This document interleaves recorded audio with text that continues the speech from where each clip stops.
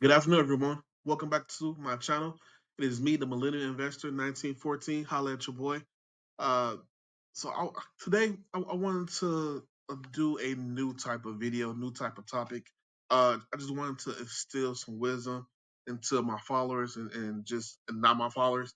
But if you haven't noticed, yes, I may look different in retrospect to a lot of my counterparts in the YouTube space.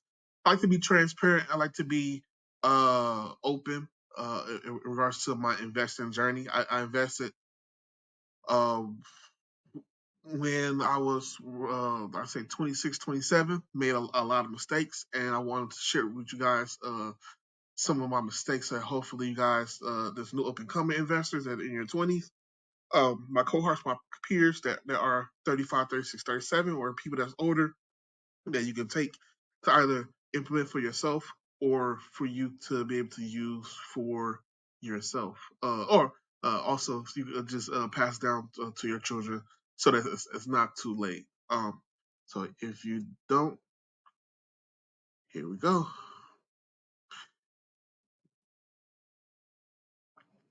So here are the investing lessons I wish I knew back into my 20s when I first started. I just want to go over it with you guys, and then also just provide some examples along the way. First lesson is the power of compounding is your greatest ally. Uh, I really didn't know about this until it's too late, and so hopefully you guys are investing into your 401k. You're investing into your HSA. You created a Roth IRA, right? And even if you're not able to contribute the whole, $585, $600, if you could do $200 per month into your Roth IRA, you got ample amount of time to let it grow, right? Uh, and one of the things that really held me back is when I first started out, I was only making uh, $15 an hour, then $20 an hour, and I told myself, that, hey, I'll begin to invest when I make more money, right? Man, I'm not making enough money. Hopefully, I invest more in my 30s. I'll be making money, right? And honestly, if you can, it's really, I mean, looking at a lot of videos and doing a lot of research. The earlier you start, the better. Uh, the the the lowest amount that you can do, either $100 per month, $250 per month, it all matters compared to someone that hasn't started. So just get started and start right away. Second lesson is don't let perfection be the enemy of good. That's another thing.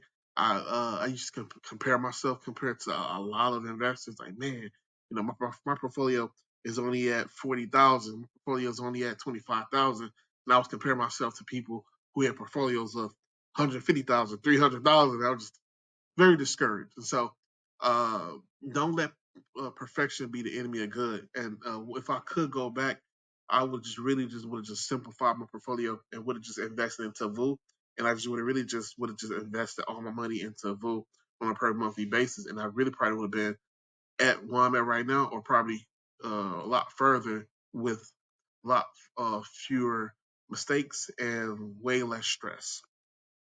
uh, Take advantage of your high risk tolerance.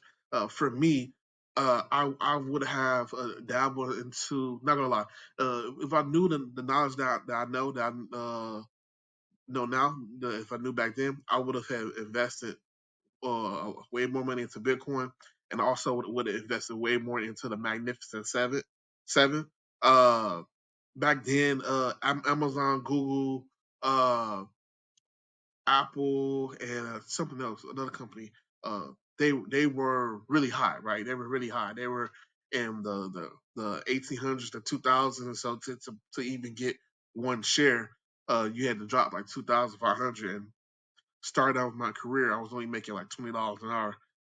But I would have focused a lot more on the Magnificent Seven, because what I know now is that by me investing a couple close to 10 years, I've seen people that only invest into the Magnificent Seven and have grown their wealth and have multiplied their wealth two, three times. being at the same age as I am. So that's one mistake I would have done. Not focus more on dividends, but more so on total return and the Magnificent Seven. Uh, Lesson number 4 is diversification is the key to managing risk.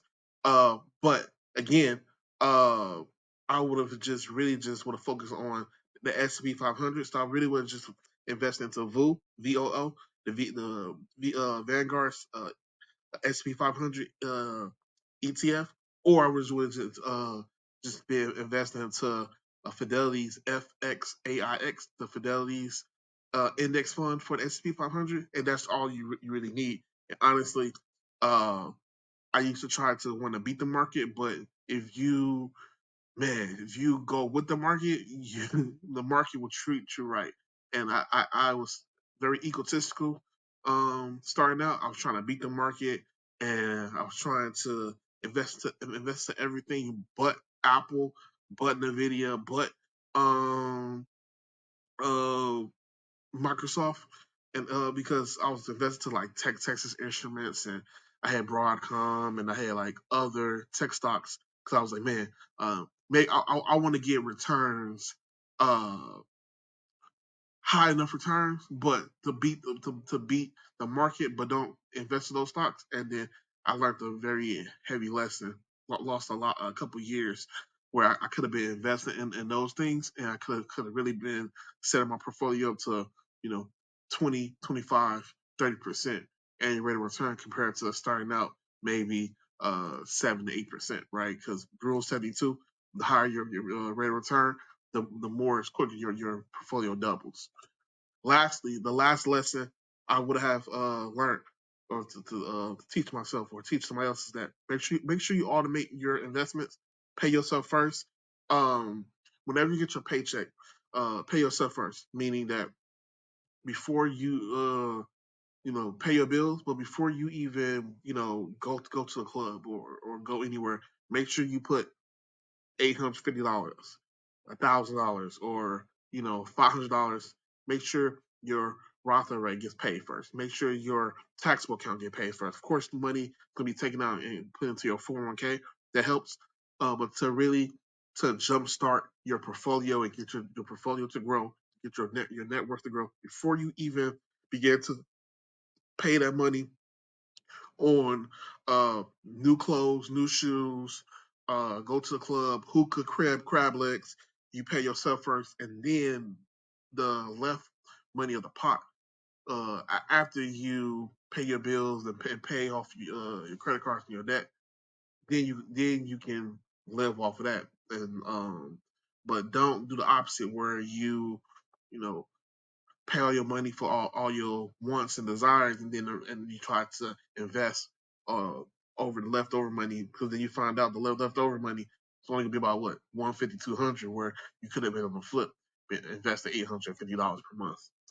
So those are my 5 lessons, and also to take it further, um, with my investing. What you see here is my current portfolio. One of my portfolios, and with my portfolios, what you'll see is, if you go back to the summary. uh, 3 years ago, 3 years ago, my portfolio was at $35,000, and with those lifelong lessons I was telling you, was started early. Really would have been just focused on VU. Probably it was just really just focused also on investing into the Magnificent Seven, more so the dividend stocks. I really feel like I really would have my portfolio would have been a lot higher than what it is now. I did sacrifice, but again, it's already what's 2025 now. I'm 36, so by me being 36, that means 3 years ago I was 33. I've been investing since 27. And so in this, what you'll see is that I've been investing into this portfolio and trying to get this portfolio up. And then what you'll see is that um, splitting my money because I wasn't really making all that much money coming out. So trying to get my Roth IRA up, starting that from anything's hard when you start from zero, the ground up. So getting my Roth IRA up from ground zero, and then also uh, investing into this IRA and getting this together from ground zero, it takes time. And so with compound interest, it's going to take time. You got to stay consistent. You got to stay diligent. So that's why if you can contribute $850 per month, and if you could just chip away at the returns, it can really help you. Compound interest can really help you along the way. But again, the next lesson I'll teach you and I'll leave is that to don't give up. When you start in the beginning, it sucks. You're not going to see the high rate of returns. You're not going to see the gratification up front, and that's really going to make you want to quit. So again, let's check this out. The first 10 years, they say that if you invest $10,000 for about 7 years, you'll hit 100K around the year 7 mark. For me, because I wasn't making enough money, I was only making maybe 45,500. I was instead of being able to invest $10,000 per year, I was only able to invest maybe $500 per month, which comes out to I think like $6,000 per year. So for me, the the road to 100K has been let's say uh, a struggle in the beginning of my career, but as I began to get uh, promotions and land different jobs, I was able to mend the gap, right? But just I wanted to show you guys the earlier you start, the earlier you have your money compound, the more you just focus on just simple assets that gain 12 to 50% annual return, which is a VOO, the S&P 500. So you can invest into VOO, VOO. You can invest into the you can invest into the Vanguard. You can invest into the Fidelity's version of the S&P 500. But it's just start now, start early, and compound your wealth, and then boom, once you hit 100,000, your wealth begins to compound, and it becomes way a lot easier. If you want to retire at 50, 55, you can. You have the option, right? So that's my lesson is that those 5 lessons, but also is that in the beginning it's going to be hard. It's hard now, but you got to chip away, continue to contribute as much money as possible, whether it's $500 per month, $750 per month, $1,500 per month, 2,000, whatever you can.